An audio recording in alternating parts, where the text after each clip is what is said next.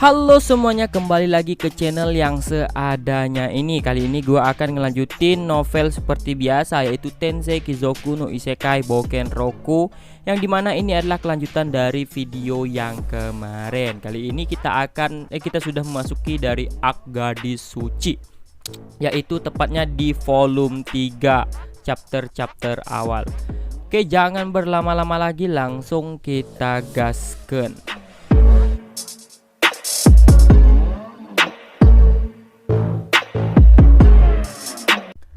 Nah, di video kemarin kan sampai pada pembahasan tentang kain itu yang ditunjuk oleh raja sebagai penjemput untuk gadis suci, yaitu di daerah kota Sylvester. Dan mereka sedang diberangkatkanlah pokoknya dengan ditemani oleh Silk. Perjalanan menuju ke kota Sylvester pun dapat dilalui tanpa masalah apapun dengan pengawalan dari 20 orang Royal Knight. Tak ada satupun monster ataupun bandit yang ingin menyerang karavan itu. Meskipun sempat merasakan keberadaan monster di hutan dengan menggunakan skill search-nya, namun tak ada tanda-tanda mereka yang akan menyerang. Melihat wajah Silk yang merengut karena Kain tidak mau sekamar dengannya karena mereka belum resmi menikah, Kain pun menghela nafas panjang sambil tetap mengawasi jalan dengan menggunakan skill search-nya. Jika digabungkan dengan usia di dunia sebelumnya, saat ini Kain sudah berusia lebih dari 20 tahun. Meskipun sosok gadis di hadapannya itu memiliki kecantikan yang tak mungkin ada di dunia sebelumnya, Kain sama sekali tak memiliki hasrat terhadap gadis kecil yang masih baru mulai tumbuh seperti itu. Berarti bukan pecinta oli ya. Kereta pun terus berjalan tanpa hambatan, dan ketika siang hari tiba mulailah terlihat dinding yang melindungi kota. Kesatria pengawal pun memberitahu dari luar kereta bahwa kota Sylvester sudah terlihat, dan Kain pun mengangguk ke arahnya. Kesatria yang mengawal di garis depan pun telah memberitahukan penjaga gerbang, sehingga gerbang pun telah terbuka lebar. Para prajurit pun berbaris di kedua sisi jalan untuk menyambut kedatangan Kain serta rombongannya. Para pedagang di kota itu pun agak terkejut dengan kejadian itu, namun dengan arahan dari prajurit mereka pun membuka jalan. Rombongan kereta itu pun berjalan di tengah kerumunan kota, menyusuri jalanan kota dan berjalan langsung menuju ke mansion wali kota tanpa berhenti. Ketika memasuki kota, mereka pun berjalan dengan perlahan-lahan sehingga mereka pun sampai di mansion wali kota sekitar 20 menit kemudian. Pintu kereta pun terbuka dan Kain pun turun lebih dulu lalu membantu Silk untuk turun. Kemudian mereka pun menuju ke mansion wali kota. Sang penguasa kota itu beserta beberapa pelayannya pun sudah berbaris di pintu masuk. Seorang pria berusia sekitar 40 tahunan yang memimpin barisan itu pun berdiri di tengah barisan itu dan merentangkan tangannya menyambut Kain dan Silk sambil memperkenalkan dirinya sebagai pemimpin kota Sylvester, yaitu Lakna von Lubert Sylvester. Kain dan Silk pun membungkuk berterima kasih atas sambutannya, lalu mereka berdua pun juga memperkenalkan diri mereka sebagai Viscount Kain von Sylvodrintel dan Silk von Santana. Setelah berbasa-basi, pintu mansion pun terbuka dengan dipimpin oleh pelayan. Kain dan Silk pun diantar menuju ke ruang tamu.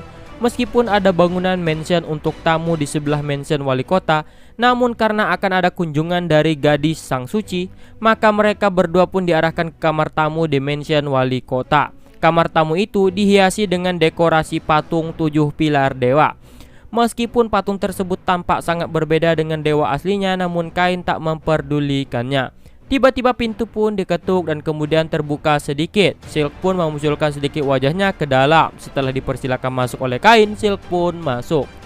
Saat ini, Silk sudah berganti pakaian dan kini ia sedang mengenakan gaun pakaian khas bangsawan. Karena masih ada waktu 5 hari sebelum sang gadis suci itu datang, Silk pun bertanya apa yang harus mereka lakukan di sana sampai saat itu tiba. Kain pun menjawab bahwa mereka harus menjemputnya di perbatasan nanti. Tapi karena jaraknya hanya setengah hari dari sana, jadi Kain pikir mereka bisa bersantai untuk beberapa hari. Sehingga Kain pun mengajak Silk untuk jalan-jalan di kota. Kain mendengar kota itu adalah kota yang memiliki banyak penganut setia kepercayaan Marineford. Jadi Kain pun ingin mencoba mengunjungi gereja. Kain pun berpikir untuk bertemu dengan para dewa terlebih dahulu sebelum ia bertemu dengan sang gadis suci itu. Meskipun Kain berpikir bahwa gadis suci itu tak akan bisa melihatnya, namun akan repot jika nanti di kerumunan orang gadis suci itu menyebut Kain sebagai utusan sang dewa. Meskipun itu adalah respon yang wajar mengingat saat ini status Kain sudah mendekati setengah dewa. Setelah mereka sepakat untuk mengunjungi gereja, Kain dan Silk pun berencana untuk menyampaikan niat mereka itu kepada Laknaf saat makan malam agar besoknya mereka bisa pergi ke kota. Setelah menyepakati rencananya dan karena Kain juga belum berganti pakaian untuk makan malam, Silk pun meninggalkan ruangan. Kain pun membersihkan pakaiannya menggunakan sihir, kemudian mengambil pakaian bangsawan dari item box miliknya dan segera berganti pakaian. Karena masih ada waktu sebelum makan malam, Kain pun duduk bersila dan mulai bermeditasi, kemudian mensirkulasikan energi sihirnya. Ketika Kain sedang berkonsentrasi, tak terasa sinar mentari senja pun telah masuk melalui jendela dan terdengarlah suara pelayan yang memberitahukan bahwa waktunya makan malam telah tiba. Dengan dipandu oleh pelayan, Kain pun tiba di ruang makan di mana di sana sudah ada Laknaf dan Silk yang sudah ada di posisi mereka. Saat Kain ingin duduk di sebelah Silk, ia pun dipandu agar duduk di sebelah Laknaf karena menurut Laknaf, Kain adalah tamu kehormatannya saat ini. Karena semua orang telah berkumpul, Laknaf pun memimpin semua orang untuk bersulang sebagai rasa syukur kepada 7 dewa Marineford. Karena itu adalah hari pertama, masakan yang mewah pun telah dihidangkan dan pelayan pun menempatkan masakan kepiting dan menyajikan ke hadapan masing-masing orang. Tak lama setelah prosesi santap menyantap itu berlangsung, Laknaf pun mengajukan pertanyaan kepada Kain tentang siapa dewa yang paling dikaguminya di antara 7 dewa Marineford. Kain yang telah bertemu dengan ke-7 dewa secara langsung pun merasa tidak perlu mengutamakan salah satu di antara mereka. Apalagi saat ini ia sedang membayangkan sebuah layar yang ada di dunia para dewa yang selalu mengawasi setiap gerak-geriknya. Laknaf pun mulai menceritakan tentang ke-7 dewa serta peran mereka masing-masing. Karena Kain tidak bisa makan selama pembicaraan, ia pun hanya menanggapi cerita dengan jawaban singkat dan terus membiarkannya berlalu. Pembicaraan itu pun telah berlangsung selama lebih dari 30 menit. Kain yang telah kelelahan pun hanya mampu menanggapinya dengan seadanya. Setelah selesai makan, Kain pun diajak oleh Laknaf untuk melanjutkan pembicaraan, namun Kain menolaknya dengan alasan kelelahan akibat perjalanan jauh. Setelah kembali ke kamar, Kain yang sudah kelemas pun langsung tergeletak di tempat tidur. Karena Kain sangat kelelahan secara mental, ia pun memanggil Haku dan Gin dan kemudian Kain pun melompat ke arah bulu-bulu yang lembut mereka yang membuat Kain merasa terpulihkan. Sebenarnya Kain sangat ingin berjalan-jalan di kota bersama Kain dan Haku, namun ia dapat membayangkan betapa merepotkannya respon orang-orang saat mereka melihat Kain berjalan-jalan dengan Divine Beast dan Divine Dragon. Setelah merasa cukup bermain bulu, Kain pun naik ke tempat tidurnya dan mulai tertidur. Lalu keesokan harinya, karena sudah mendapatkan izin dari Laknaf, Kain pun memutuskan untuk berjalan-jalan di kota bersama dengan Silk. Laknaf mengatakan bahwa mereka harus membawa pengawal, namun Kain bilang tidak perlu. Kesatria yang mengawal mereka berdua pun sudah tahu akan kemampuan Kain, jadi mereka pun tidak terlalu memaksa. Kain dan Silk pun berjalan menyusuri kota sambil menikmati pemandangan kota karena mereka tidak tahu apa yang akan terjadi jika mereka berjalan-jalan di kota menggunakan pakaian bangsawan tanpa pengawalan. Jadi, mereka pun memutuskan untuk mengenakan pakaian biasa saja. Di tempat yang ditunjuk oleh Silk terlihatlah barisan buah-buahan berbagai warna tertumpuk rapi. Karena posisi kota itu jauh di selatan ibu kota, iklim di sana pun cukup memadai dan cocok untuk produksi anggur. Kain dan Silk pun melanjutkan menyusuri kota sambil berbincang-bincang dan melihat-lihat berbagai toko, dan mereka pun tiba di gereja yang menjadi tujuan mereka. Mereka pun memberikan uang amal kepada suster di pintu masuk dan memasuki altar, lalu menyatukan kedua tangan mereka dan berlutut, dan seperti biasanya Kain pun terselimuti oleh cahaya putih. Bidang penglihatan Kain yang memutih pun perlahan menjadi kembali normal. Di hadapannya adalah dunia para dewa yang serba putih dan tampaklah ke-7 dewa yang sedang duduk mengelilingi sebuah meja. Zenom yang duduk di tengah pun tersenyum sambil membelai janggutnya. Kain pun hanya mampu menghela napas dengan kenyataan bahwa mereka selalu menonton apa yang ia lakukan dari sebuah layar. Kain pun mengatakan bahwa ada hal yang ingin ditanyakannya sehingga ia datang menemui mereka. Zenom pun menebak itu pasti tentang gadis suci, dan Zenom juga mengatakan bahwa yang memberikan petunjuk dewa kepada gadis suci itu adalah Lime, sehingga Zenom mempersilahkan Kain untuk duduk dulu. Dengan arahan dari Zenom, Kain pun duduk di kursi yang biasa ia duduki. Lalu Lime pun mulai berbicara dengan mengatakan bahwa dalam beberapa hari mungkin Kain akan bertemu dengan gadis yang telah ia berikan petunjuk dewa. Lime ingin Kain melindungi gadis tersebut. Mendengar kata melindungi dari Lime, Kain pun merasa heran. Lime pun menjelaskan bahwa mereka para dewa menganggap seluruh manusia dengan setara apapun yang terjadi, meskipun mereka sedikit memperhatikan Kain lebih banyak karena bagi mereka itu menyenangkan. Mendengar komentar Lime itu, Kain pun sedikit mengkerutkan wajahnya. Kemudian terdengarlah suara Zenom yang berdehak, dan Lime pun kembali fokus dan melanjutkan pembicaraan. Lime pun melanjutkan penjelasannya bahwa di antara gereja-gereja yang memuja para dewa ada dua jenis kelompok. Yang pertama adalah kelompok yang memihak sang gadis suci yang mendapat petunjuk dari para dewa, dan sebuah kelompok yang mengikuti arahan dari Pope yang merupakan pemimpin tertinggi dalam kepercayaan tersebut.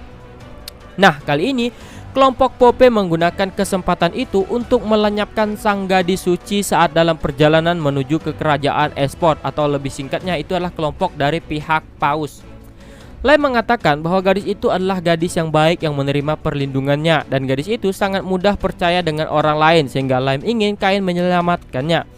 Jika gadis suci itu diserang di kerajaan Esport, maka akan mudah untuk membayangkan kekacauan apa yang akan terjadi di antara kedua kerajaan tersebut. Selain itu, jika terjadi pembunuhan, maka itu bukanlah perkara yang bisa dianggap remeh, karena itu pasti akan merepotkan keluarga Kain dan Silk yang ikut menemaninya. Kain pun mengangguk dan merasa bahwa dia akan terlibat hal yang merepotkan lagi. Lime pun percaya bahwa Kain bisa melakukan sesuatu, sehingga ia mempercayakan gadis suci itu kepada Kain. Bersamaan dengan perkataan Zenom itu, bidang pandangan Kain pun kembali diselimuti oleh cahaya putih, dan saat itu juga kembali normal. Ia pun sudah berada di dalam altar.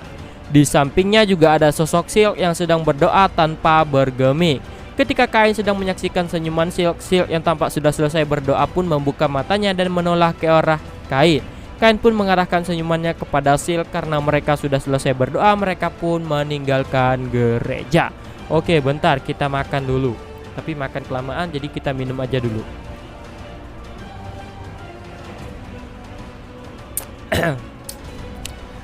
Setelah itu mereka berdua pun menghabiskan waktu dengan berjalan-jalan mengelilingi kota. Saat makan malam tiba, Kain pun kembali mendengarkan kisah panjang Lagnaf tentang Marineford. Beberapa hari pun terlalui dan kini tibalah saatnya penjemputan itu. Yang menyebut di perbatasan adalah Kain dan Silk beserta 10 orang Royal Knight, dan juga Lagnaf bersama dengan 10 orang kesatria serta beberapa pelayan pribadi. Kereta yang dinaiki Kain bersama berjalan mengikuti kereta Lagnaf layaknya sedang mengawal. Silk pun bertanya kepada Kain tentang seperti apa gadis suci itu. Kain pun menjawab bahwa dia sendiri juga tidak tahu detailnya. Yang dia tahu bahwa gadis suci itu adalah seusia dengan mereka. Sambil menjawab pertanyaan Silk, Kain pun mengingat kembali apa yang dikatakan oleh Lime tentang gadis itu yang sedang diincar nyawanya. Lime ini dewa apa ya? Gak tahu juga. Ada jarak setengah hari perjalanan dari kota menuju ke perbatasan wilayah. Dan ketika mereka sampai di tempat yang menjadi tempat pertemuan, mereka pun mulai menyiapkan makan siang. Memanfaatkan sungai sebagai perbatasan, maka setelah menyeberangi jembatan itu mereka pun akan tiba di kerajaan Marineford. Tempat itu adalah tempat pertemuan yang diatur untuk menyambut gadis suci itu. Mereka juga sudah mendirikan tenda di sana, jadi mereka pun bisa menunggunya di sana. Tenda itu memiliki karpet yang digelar serta meja dan kursi. Kain dan Silk pun menikmati teh yang telah disajikan oleh pelayan. Teh di wilayah itu dibuat dengan mengeringkan buah-buahan sehingga memiliki rasa manis dan aroma yang khas. Mereka pun membahas pembicaraan tentang teh itu sambil menikmati cemilan yang disuguhkan. Ketika sedang mengobrol, Kain pun menggunakan skill search-nya untuk melacak apa yang terjadi di sisi kerajaan Marineford. Dengan berfokus kepada satu arah, Kain pun dapat memperluas jangkauannya hingga mencapai 10 km. Di sana, Kain pun menemukan sebuah kereta yang sedang menuju ke arah kerajaan Esport. Namun Kain juga mendeteksi adanya kelompok yang mengejar mereka dalam jarak tertentu. Namun Kain tidak akan mengambil tindakan karena Kain menganggap bisa saja itu adalah pedagang atau kelompok pengawal. Jadi Kain pun terus melanjutkan obrolannya dengan Silk. Ketika rombongan tersebut mencapai jarak sekitar 5 km dari perbatasan, Kain yang beranggapan bahwa jika tanpa hambatan mereka akan sampai dalam waktu 1 jam lagi. Seketika kelompok yang ada di belakang rombongan itu pun mempercepat gerakan mereka dan sudah hampir mendekati mereka. Kereta itu pun berhenti dan pertempuran pun dimulai. Lalu Kain pun berteriak, "Wah, gawat nih!" Gitulah pokoknya. Kain yang langsung menyadari hal itu pun dengan cepat berdiri dan meletakkan cangkir tehnya. Silk pun terkejut dengan apa yang diucapkan oleh Kain yang tiba-tiba berdiri itu. Kain pun segera memerintahkan Silk untuk segera melaporkannya kepada Laknaf bahwa kereta rombongan Gadis Suci sedang diserang beberapa kilometer di depan sehingga ia harus segera pergi ke sana. Lalu Kain pun melompat keluar dari tenda dan menembus barisan para Royal Knight, lalu menyeberangi jembatan dan memasuki wilayah Marineford. Para kesatria yang sedang bersiaga itu pun terkejut dengan tingkah laku Kain yang begitu tiba-tiba itu. Silk pun segera menuju ke tenda Laknaf dan menjelaskan apa yang dikatakan oleh Kain. Setelah mendengarkan laporan dari Silk, Laknaf pun mengeluarkan perintah kepada kesatria pengawal, dan para kesatria itu pun segera membentuk pasukan menuruti perintah tuannya. Para kesatria itu pun langsung menaiki kuda mereka lalu segera menyeberangi jembatan. 4 orang Royal Knight juga mengikuti mereka, sedangkan 6 orang sisanya tetap tinggal untuk mengawal Silk. Ketika para ksatria itu sedang bergegas menuju ke lokasi, Kain pun sedang menggunakan sihir angin miliknya dan melaju dalam kecepatan melebihi 100 km per jam. Karena pengawal kereta Gadis Suci berjumlah sekitar 10 orang, sedangkan yang menyerang mereka berjumlah sekitar 30 orang, Kain pun menambah kecepatannya. Setelah beberapa menit terlihat para prajurit yang melindungi kereta itu menggunakan perlengkapan yang lusuh, namun penyerang mereka menggunakan senjata bagus dan terlihat baru. Beberapa dari kesatria pengawal kereta itu pun sudah terkapar dan seketika Kain pun menembakkan sihir water balletnya ke arah para penyerang tersebut. Seketika muncullah 10 buah bola air kecil dan langsung mengalahkan para penyerang itu satu persatu. Meskipun Kain sudah menahan kekuatannya, namun tak ada ampun bagi mereka yang kurang beruntung dan terkena serangan di bagian wajah mereka. Meskipun para pengawal kereta itu sempat terkejut dengan kemunculan seorang anak yang mengenakan pakaian bangsawan, namun karena Kain menyerang para bandit itu terus-menerus, mereka pun percaya bahwa Kain berada di pihak yang sama dengan mereka. Dengan bantuan dari Kain, dalam beberapa menit sudah tak ada lagi para bandit yang mampu berdiri. Lebih dari separuh di antara mereka pun telah mati. Namun sekitar 10 orang di antara mereka masih bernapas dan mengerang kesakitan akibat tertebas atau terkena serangan magic. Gila, mati guys. Kain pun memperbaiki posisinya dan menunjukkan lencana bangsawan miliknya sambil memperkenalkan dirinya sebagai Viscount Kain von Silford Drintel dari kerajaan Esford yang datang untuk menjemput mereka. Namun karena Kain merasakan ada penyerangan jadi dia pun memutuskan untuk membantu. Lalu Kain pun bertanya siapa pemimpin dari pengawalan kereta itu. Para prajurit itu pun terkejut melihat seorang anak kecil yang mengeluarkan lencana bangsawan yang menandakan bahwa anak itu adalah seorang bangsawan sejati. Menanggapi pertanyaan Kain, salah seorang di antara ksatria itu pun maju ke depan. Meskipun mereka menggunakan armor yang seragam, namun di lengan kiri pria itu ada sebuah syal merah yang diikatkan. Pria itu pun berterima kasih dan memperkenalkan dirinya sebagai Mastina, pemimpin kelompok pengawal sang Gadis Suci tersebut. Mastina pun berbicara kepada salah satu seorang ksatria di belakangnya untuk melakukan sesuatu kepada para bandit yang menyerang mereka. Salah satu ksatria itu pun segera mengumpulkan para bandit yang masih bernapas dan membawanya bersama dengan yang sudah tewas. Dan tiba-tiba ksatria itu pun menusuk leher para bandit itu untuk memastikan bahwa mereka sudah menghentikan para bandit tersebut. Nah, melihat adegan itu, Kain pun terkejut dengan tindakan ksatria yang tiba-tiba itu dan mempertanyakan tentang apa yang mereka lakukan.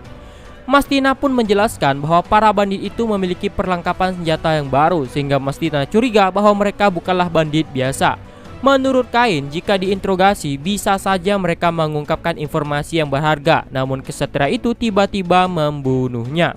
Lalu Mastina pun beralasan bahwa mereka tidak bisa membawa bandit itu ke kerajaan Esford. Namun mereka juga tidak bisa kembali ke kota sebelumnya, karena itulah mereka menghukumnya langsung di sana.